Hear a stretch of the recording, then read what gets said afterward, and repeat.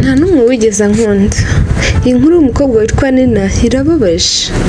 Nina yakundaga kwicara hafi n'idirishya buri mugoroba akabona abandi bataha baza mu rugo abandi babategereje.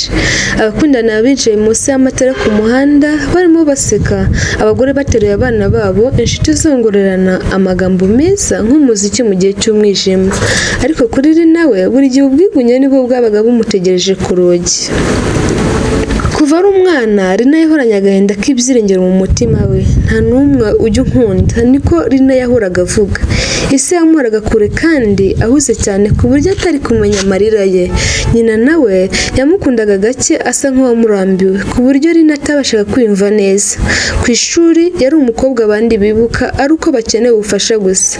Yerekaga buri wese ubugwaneza ariko ineza ye nta n'umwe wayimugaragarizaga nk'uko abikora. Amaze kugira imyaka 19 rero Nina yagiye mu rukundo nko ku nshuro ya mbere. Umusore witwaga Diliane yamubwiraga ko ari umukobwa mwiza atandukanye kandi yihariye. Aya magambo yose yamuberaga nk'urumuri rw'izuba ku muntu nkawe wamaze igihe kinini yaragumuye n'amarangamutima. Ndumva yari amahoro kuri Nina. Nina yaramukundaga cyane pe. Yararaga avugira kuri telefone z'ijoro ryose, akamushyikira mu nzozi ze, akamubabarira kutamwitaho kandi akirengagiza ibihe byose Adriana yaba yabuze no kutamumenyesha mu gihe yabuze. Yizeraga ko naramuka mukunze cyane bihagije azahinduka umuntu w'ingenzi wo kugumanwa mu maso ya Diliane. Ariko ijoro rimwe ubwo bari kumwe Diliane yaramurebye mu maso, amaso ubona ko harimo ikindi kintu. Aramubwira ati Nina unyitaho cyane, Nina urakabya birenze pe. Hano aya magambo ndumva ari nkawe ko wayabwiwe wari kubabara cyane.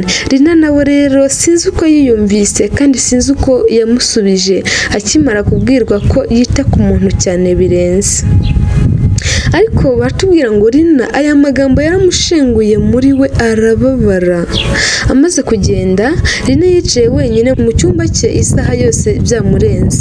Intekerezo ze zagendaga zicura umwijima umunsi ku wundi. Nina ati menya nkabyo koko. Ati kandi menya ntaravuze ntari uwo gukundwa pe. Menya buri wese amunga kubera ko nta kintu kizima cyangwa kiharengera. Aya niyo maganya wasangaga Nina ahoramo kandi ababaye cyane kubera ko yabonaga nta muntu wamwitagaho cyangwa se ngo mu rukundo. Amezi ashize yongeye kujya mu rukundo ariko rurangira nka rumwe rwa mbere. Ajya mu rundi bugira gatatu ariko buri mubano wose ukarangirana n'inkovu no kumeneka umutima kuri we. Bikongera undi mutwaro ku wari usanzwe umuremereye n'agahinda. Kubera ko Nina nta rukundo yabonaga n'urwo abonye akaruvamo rimwe kabiri gatatu byamwongeraga umutwaro mu rukundo akumva agiye kwicwa n'agahinda. Abantu bose bamukundaga akanya gato ariko nta n'umwe wari kugumana nawe igihe kirekire nibura basi ngo abashe kumva agahinda ka Nina. Nina yari yarababaye cyane. Nyuma ya saa sita rimwe imvura igwa Nina yisanze ari kwireba mu ndorerwamo, amaso yambyimbye kubera kurira. Abwira ishusho yarebaga ati nta n'umwe wigeze ankunda. Ariko kuri iyi nshuro noneho byari bitandukanye na mbere. Nta kurakara cyangwa kubabara, ameze nk'umaze kurambirwa. Habaye ikintu kidasanzwe bwa mbere mu myaka ye. Yibajije ikibazo atari yarigeze yibaza kuva kera hose. Ni ikintu kidasanzwe muri we. Yaravuze ati ese wasanga narasabye urukundo abantu batari bafite ubushobozi bwo gukunda. Nicyo kibazo yibajije kandi iki kibazo ni cyiza kandi kiranumvikana kuko yaravuze ati wenda abantu naba narasabye urukundo wasanga ntarwo bari bafite cyangwa se ubwo bushobozi ntabwo bari bafite. Iki gitekerezo cyamugumyemo. Gake gake Nina yatangiye kwiruka no gushaka ibintu bito. Hagarika kwiruka ku bantu bangiza ubugwaneza bwe, hagarika kwinginga asaba gukundwa, atangira kujya yisohokana asoma ibitabo yakundaga, akijyana gutembera yumva nta pfunwe ryo kuba ari wenyine. Ntabwo byari byoroshye pe. Amajoro amwe namwe yarababaraga cyane, hakaba n'igihe abyuka mu gitondo yumva adakenewe nta gaciro afite mu bandi. Nyuma y'aha gake gake yavumbuye ikintu kidasanzwe cy'ingenzi. Yaravuze ati kudakundwa n'abantu babi ntibyari bivuze ko adakunzwe. Niko Nina yavuze ashize amanga kandi ibyo avuze abihagazeho, kuko umunsi umwe ubwo yari arimo akora mu isomero ry'ahantu mu giturage, Rina nibwo yahuye n'umugore ukuze witwa Miriam. Uwo mukecuru rero ntibyamugora kubona agahinda mu maso ya Rina kihisha inyuma y'iseko ye, niko amubaza yitonze ati, urabizi mwa, abantu bose birutse ku rukundo akenshi bakoze amakosa mu gukunda, ariko urukundo nyarwo ntabwo rutuma urusaba agaciro kawe.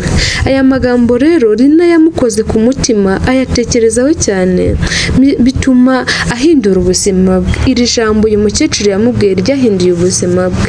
Imyaka ishize Rina buri gihe yahoraga yibuka umukobwa waririye mu kirori yizera ko nta muntu wamukunda, ariko ntiyaracyanga uwo mukobwa. Barimo amwumva kuko ukuri ntabwo kwari uko nta wamukunda, ukuri kwari uko yari yarataye igihe kinini agerageza gushakira urukundo ku bantu batashoboraga kurutanga.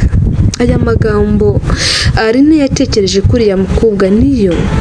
Ibi byatumye yiga kwiha agaciro ubwe, hagarika kwemera imibano yoroshye gutakaza. Mu gihe cya mbere ntiyaracyiganyira ngo nta muntu n'umwe wigeze nkunda, ahubwo yaravugaga ati nari nkwiriye urukundo rwiza kuruta urwo nakiraga. Aya niyo magambo Rina noneho asoza avuga. Ubu ngubu yariyakire kuba nta rukundo rubi afite nk'urwa kera rubi, yumva nta kibazo, ahubwo we agavuga ngo ibi byatumye yiga kwiha agaciro ubwe, ahagarika kwemera imibano yoroshye gutakaza.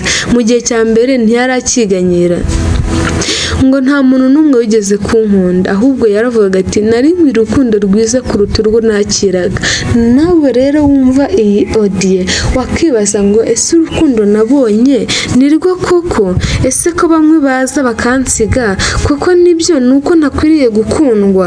Ahangaha rero nawe wabyibaza ndetse ukabona n'igisubizo kizima. Urukundo urarufite, ukwiriye no gukundwa, ahubwo nuko abo rushakiraho ntarwo bafite, ntibafite n'ubushobozi bwo kugukunda.